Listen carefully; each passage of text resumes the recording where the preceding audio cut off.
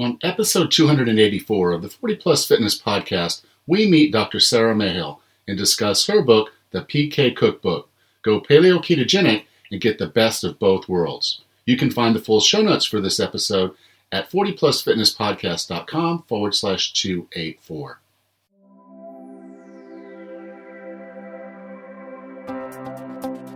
Have you decided you're ready to make a change? To reclaim your health and fitness? The 40 Plus Fitness Podcast is here for you. I'm your host, Alan Meisner. I'm an NSAM certified personal trainer with a specialization in corrective exercise and fitness nutrition. Let me be your coach as you find your way on your health and fitness journey. All right, let's go. Hello, and thank you for being a part of the 40 Plus Fitness Podcast. I'm really glad to have you here today. We're going to have a really interesting interview with Dr. Myhill. Looking forward to getting into that. But before I take you over there, just wanted to remind you that for the month of November, we're going to participate in Movember, which is basically for the month of November, you grow out a mustache. And we're doing this to shine a light on men's health issues. It's something we don't pay a lot of attention to most of the year. But November is the month that we're going to dedicate to men's health issues. So grow those mustaches and come join us on the Facebook group where you can post pictures of your mustache. So go to 40plusfitnesspodcast.com/group and we'll share more details there along with letting you share pictures of your mustache. So I do hope that you'll join me in this. It's a fundraiser. It's made to bring awareness to men's health issues. So I do hope that you'll join us.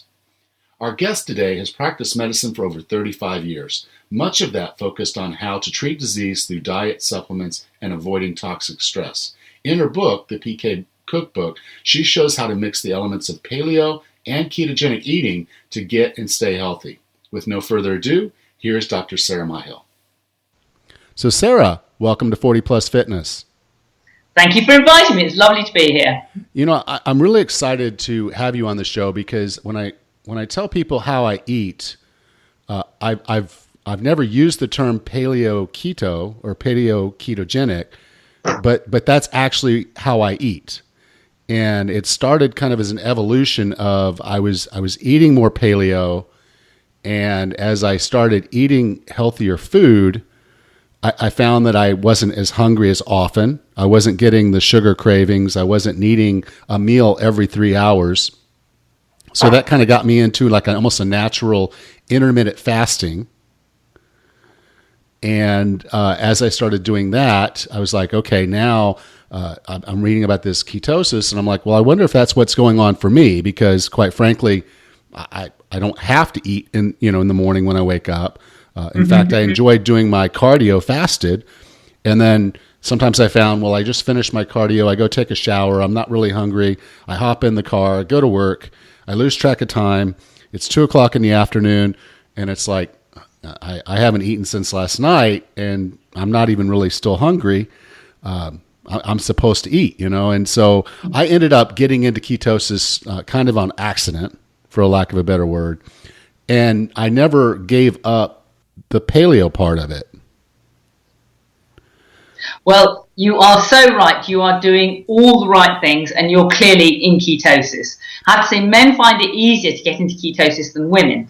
But the bottom line is that humans evolved over 250 million years eating a paleo ketogenic diet. So, as you rightly point out, like me, my view is, well, if that's what the human body is supposed to run on, let's run on it. And my view is that the starting point for treating all medical conditions, from irritable bowel syndrome to psychosis, malignant brain tumors to dementia, the starting point is the paleo ketogenic diet. And indeed, I've seen many pathologies reversed by that simple intervention. Yeah. I find it funny, you put in the title of your book, Get the Best of Both Worlds. And I guess I've just never quite understood the civil war, for a lack of a better word, between eating styles to say that this keto is the right eating style. And I'm like, well, how is that different than any other eating style? It's an outcome of what you eat and how often you eat. Okay. I mean, to say, primitive man functioned paleo ketogenic. I mean, what you have to remember is that in autumn, we had the autumn harvest of fruit, root vegetables, pulses, honey, and of course he would have eaten those foods because that would have conferred an evolutionary advantage. When you eat sugars and carbohydrates, you spike insulin. What does insulin do? Lay down those sugars and carbohydrates as fats. What does that do? It insulates you, keeps you warm for the winter, and of course it's a food source and a fuel source. So those amazing primitive people who could run on two fuels, i.e. fat and fibre most of the year and sugars and starches during the autumn, had a great evolutionary advantage. They survived those cold, miserable winters. But of course, during the autumn, those foods would have run out. So they wouldn't have had those carbohydrate foods available. They had to go back into ketosis, and on they went. But now we live in a world of permanent autumn. What makes us eat those foods is addiction, and we eat those foods because we can. And indeed, we use those foods to control our moods. And many people recognise the phenomenon of comfort eating. When we get stressed, we go for the chocolate bar, we go for the carbohydrate hit, which calms us down, gives us a little hit of energy, and we end up getting addicted to them. And if you look at people eating carbohydrates, they eat them in an addictive way. They're not satisfied until they get a carbohydrate hit, and they do that regularly through the day. Breakfast, snacks, lunch, snacks, supper, snacks. And that is driving our modern epidemics of disease. Yeah, and I think that's where the paleo aspect of this is basically the paleo concept is, if it didn't grow in the ground, if it wasn't something you could pick or hunt, then don't eat it. And a box of ho-hos or as you call them, crisps or biscuits or whatnot those weren't readily available. But if we walked up on a field and there was a bunch of blueberries, we went nuts because the blueberries are not going to kill us while we're trying to eat them versus, trying to go kill a large animal to feed the tribe. So as we kind of get into it, yes, we're going to eat that. Our bodies are basically made to say, okay, now you've got this abundance. We don't get this very often. Let's store it. But now we walk into the grocery store any given day, and we've got our blueberry field full of sugar, just all out there, and without all the phytonutrients and all the different things that our body actually needs. So we crave more of it to try to get those nutrients. And so it is a kind of a downward spiral, with what we have with modern food. That is absolutely right. But the very good news is that all those vicious cycles that spiral us down can be very easily turned into virtuous cycles that spiral us back up again.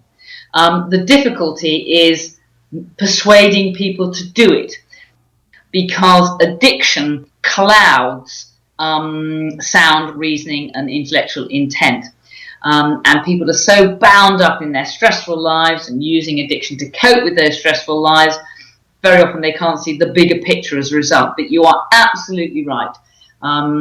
We absolutely should all be eating paleo ketogenic. Okay, so now one of the things and it's kind of funny, again, when I tell someone that I go into ketosis and I stay that way parts of the year. I cycle in and out because I have an autumn, winter kind of mindset the way you do, is to say, there's times I'm just going to want to go have fun with my friends, during football season. It's the fall here, but I'll call this my autumn, and I know I'll have a few beers and I'll have a good time. I'll enjoy the camaraderie all the way up until, the end of the season.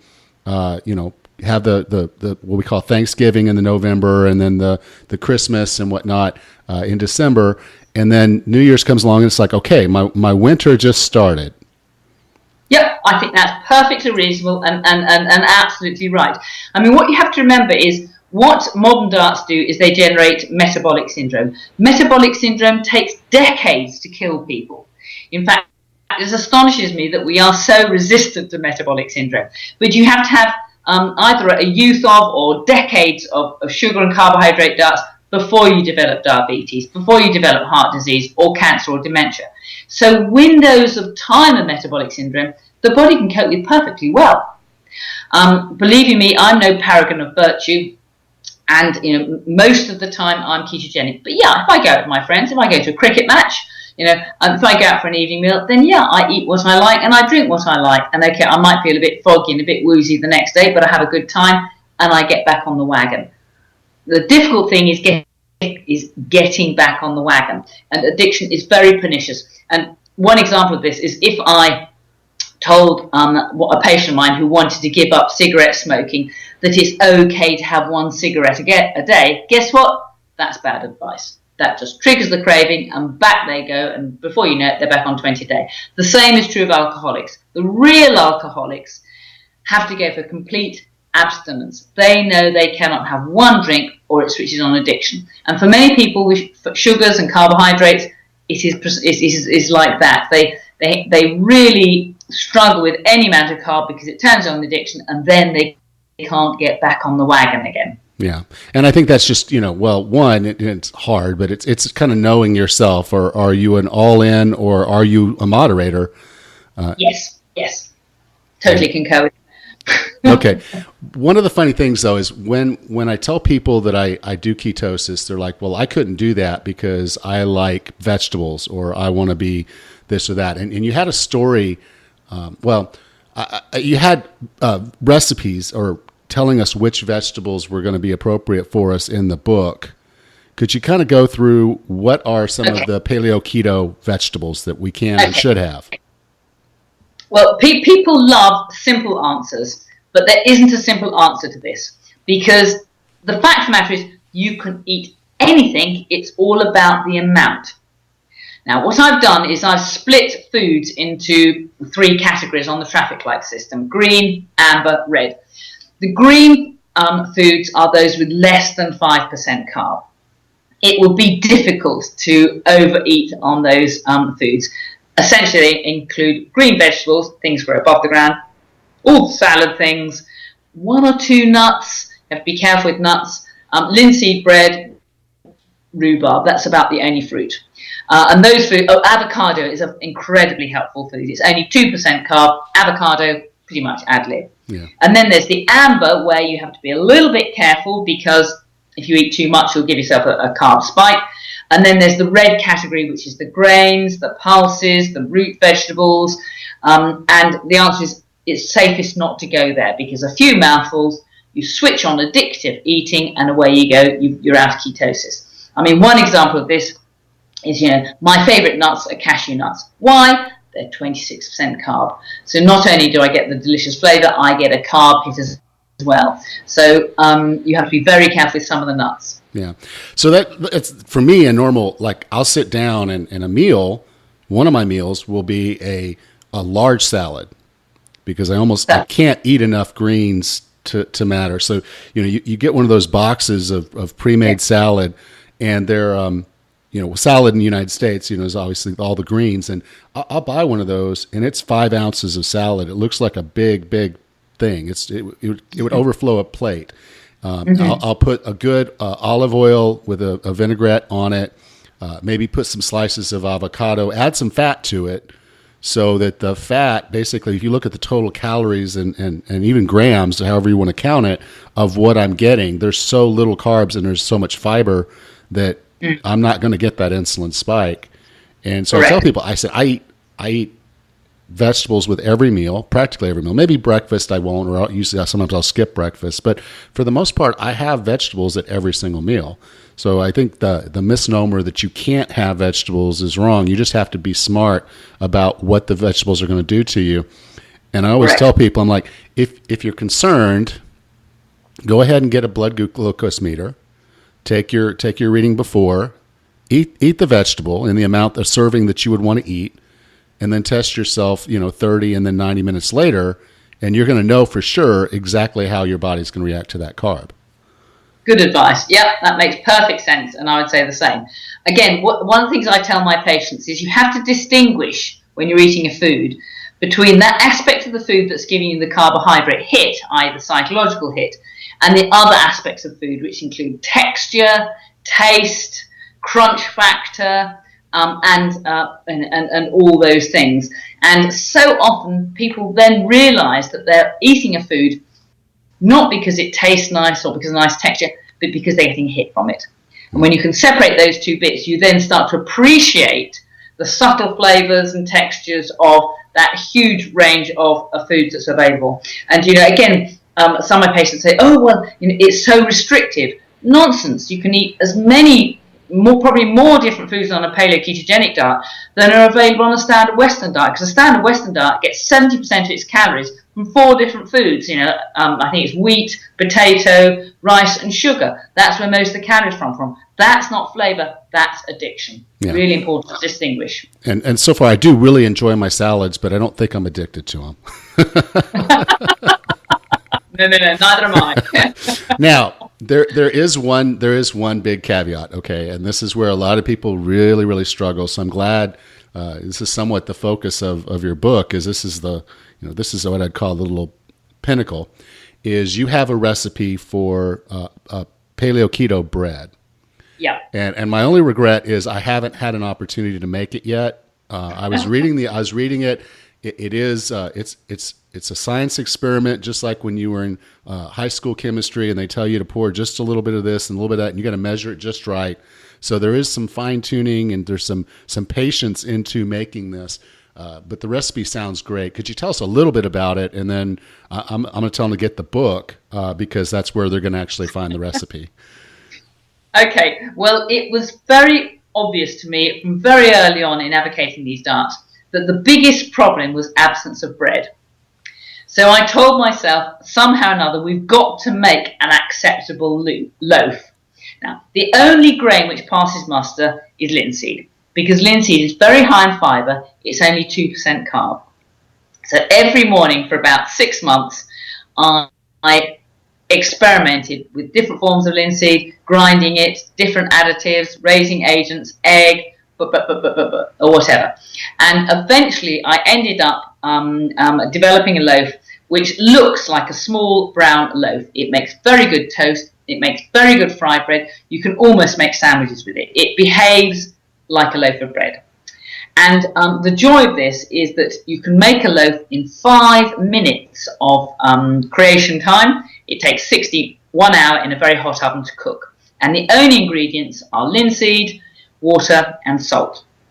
Now, when I cook, I'm a natural chucker in of ingredients. Oh, we'll have a bit of this, a bit of that. That's me too. That's why when I saw it, it's like it has to be exactly 250 grams of this. And, I was like, okay, this is something I have to actually sit down like I did in school and really measure out. But you can buy the packages that are prepackaged at that size. So I've just got to do a little bit of shopping. And plus, I don't have a NutriBullet. So there's some things I need to do to prepare, which is, again, why I didn't really get to it. But I will, I promise.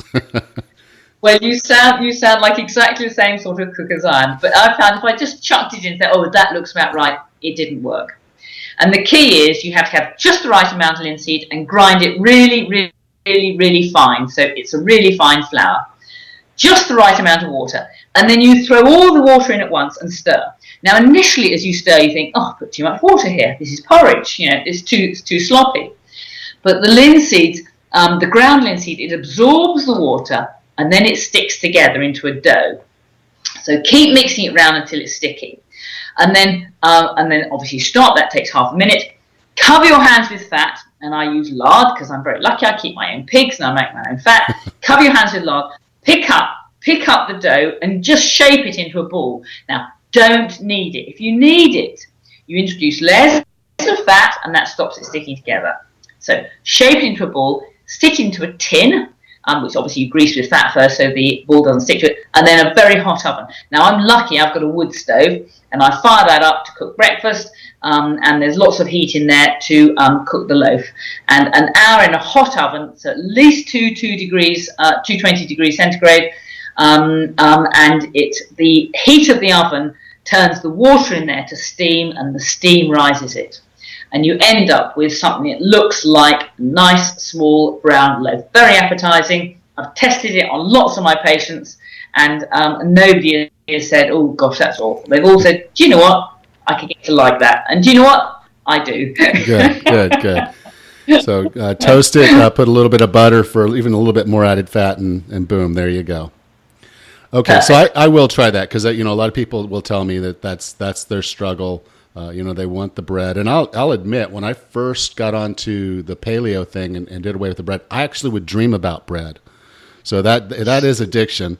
Good man. You're asking all the right questions and going well. So now, I really liked in the book, you went through good fats and bad fats, and I've had this conversation a few times on the podcast, but the way you put it together was just, I think, really, really cool. Because, like I had said earlier, I will drizzle olive oil on my salad because I know not to cook with olive oil. And then I know to stay away from the vegetable and seed oils. But you do a very good job of explaining why there are good fats and bad fats. So could you take a few minutes to kind of talk about that? Yes, of course. Now, the bottom line is, in nature, there is no such thing as a bad fat. They are all good fats. We run into problems with fats when we either heat them or we hydrogenate them. Now, what that means is that we should cook with saturated fats. Saturated fats are saturated with carbon atoms. They are relatively short chain. They are very tough. They are very stiff. And therefore, if you heat them, they don't denature. They retain their shape. We run into problems when we start to mess around with oils. Now, oils are liquid at room temperature because they have an unsaturated bond in them, if you like. So olive oil is an omega-3 oil, so it's got a bend at the third carbon atom. Omega-6, it's got a bend at the sixth carbon atom. The point about oils is that they are curly, they're curvaceous.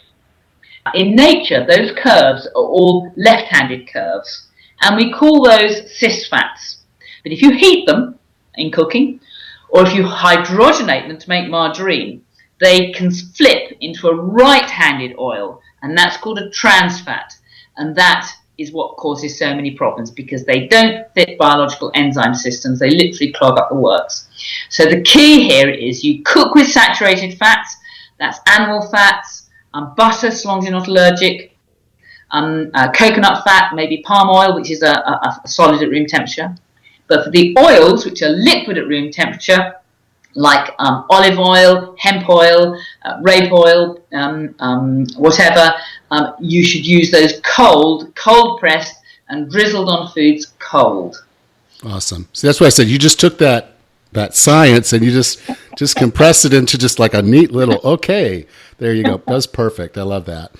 Now, let's talk about sweeteners, because, that's another thing, like we talked about the bread and whatnot, is people want their keto and eat their cake too.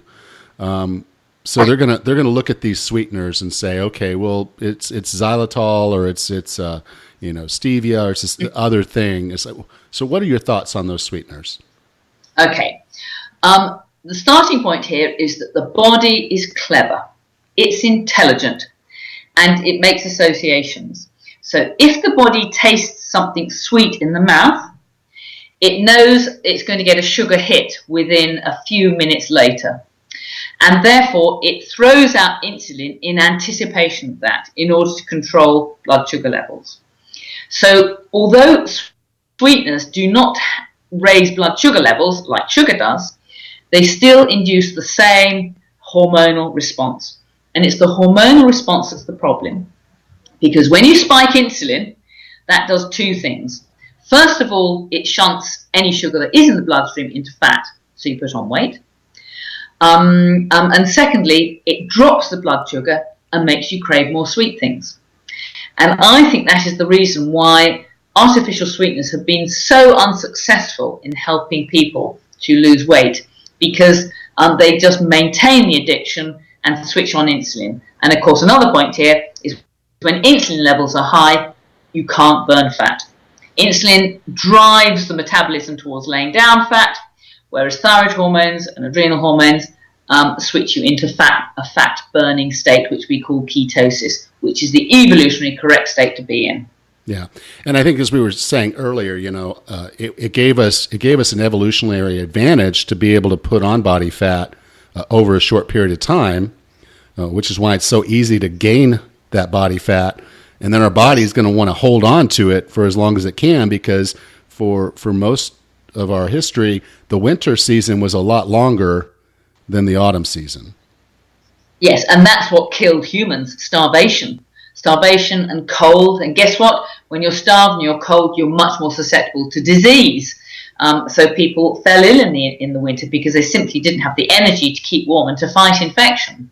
So energy delivery is a very powerful selective force which we ignore at our peril. Just because the energy is now freely available, and thank goodness for that too, but we shouldn't ignore the underlying issues. So basically the lesson today is, okay, there are ways to go through, particularly with this book, this cookbook, is there's ways to be into ketosis, eat whole foods, stay healthy, and enjoy what you're eating all at the same time. Well, that's right. I mean, if it's any consolation to you, it took me, 35 years of medical practice, 20,000 patients, and 4 books before I really worked out what the correct diet should be. So I made lots of mistakes on the way. But having established that this is the diet we should be eating, my patients immediately turn around and say, "Well, how am I going to do it?" Now, I don't feel qualified to write anything unless I do it myself. So I've now been paleo ketogenic. I've been paleo for many years. I've now been paleo ketogenic for 2 years. And I now no longer feel bereaved. In the book, there are details of how you can make great bread, good dairy alternatives, a variety of other foods. So I now don't feel deprived. I don't feel that I eat any worse than my fellow patients and fellow doctors. And I want all my friends and all my patients to eat in a similar way, because that will ensure a high quality of life and live that to the full potential. Yeah, and I think when we stop buying that processed food, then they'll stop trying to sell it to us. So, of course, I mean, you can only expect industry to provide, what's in demand. And if you want to sell a product, what better way than to get your punters addicted to it? And guess what? Those industries producing addictive products are making big money, and that's not just sugar and carbohydrates, that's cigarette smoking, that's alcohol, that's oil, that's gambling, the whole shebang. So much business is addiction driven. Yeah. Okay, so the book is called The PK Cookbook. And Doctor, if you'd like for me to send someone somewhere to find more about you, more about the book, where would you like for me to send them? Oh, goodness me. I do have a website. If you just Google Dr. Myhill, or I put all my information online, free for anybody to have, and there you can purchase any of the books that I produced or whatever. But my primary objective is to get the information out there for nothing. And in fact, I understand that on Amazon during this month of October, they're offering my books, or many of my books, as a Kindle download for less than $1. So, as I say, my priority is to get the information out there. So I'm very happy that is happening, and thank you too for being part of that. Okay, so you've got about another week to jump on those free books. And what I'm going to do is, this is episode 284. So if you go to the 40plusfitnesspodcast.com/284, I'll be sure to have a link there, and also try to find some of those other books and provide some of the links so you can get those low-cost Kindle books. So thank you so much, Sarah, for being a part of the 40 Plus Fitness Podcast. My pleasure, Alan. Thank you for inviting me, and invite me again, and I will speak again on any subject you fancy. Absolutely. Thank you.